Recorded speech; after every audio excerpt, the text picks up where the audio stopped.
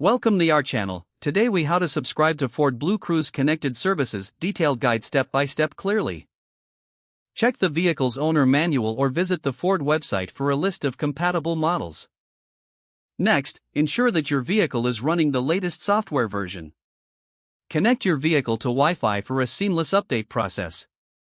To access the BlueCruise features, locate the Ford Pass app on your smartphone. Download the Ford Pass app from the App Store or Google Play if you haven't done so already.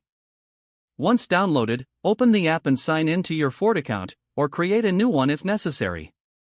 Select your connected vehicle from the app's home screen. If prompted, verify your vehicle's identity by entering your VIN. Navigate to the BlueCruise section in the app to find subscription options. Review the available subscription plans for BlueCruise connected services. Review your subscription details to ensure everything is correct. Confirm your subscription by tapping the Confirm button. A confirmation message will appear once your subscription is activated. You can now return to your vehicle and enjoy the BlueCruise features. To activate BlueCruise, ensure that your vehicle is on a compatible highway. Press the BlueCruise button on your steering wheel to engage the system. Follow any additional prompts displayed on your dashboard to complete the setup. Your Ford BlueCruise connected services are now ready to use. If the page does not load, refresh the browser or try again in a private or incognito window.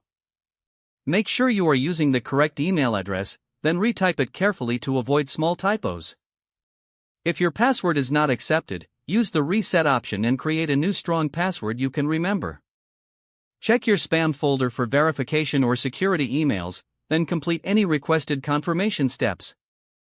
Enable two-factor authentication if available to improve account security and reduce unauthorized access risk.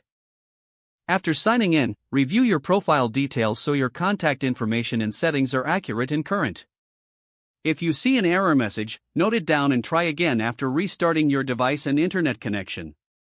Log out when you finish, especially on shared devices, to keep your account and payment information secure.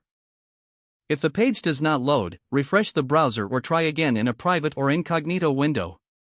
Make sure you are using the correct email address, then retype it carefully to avoid small typos.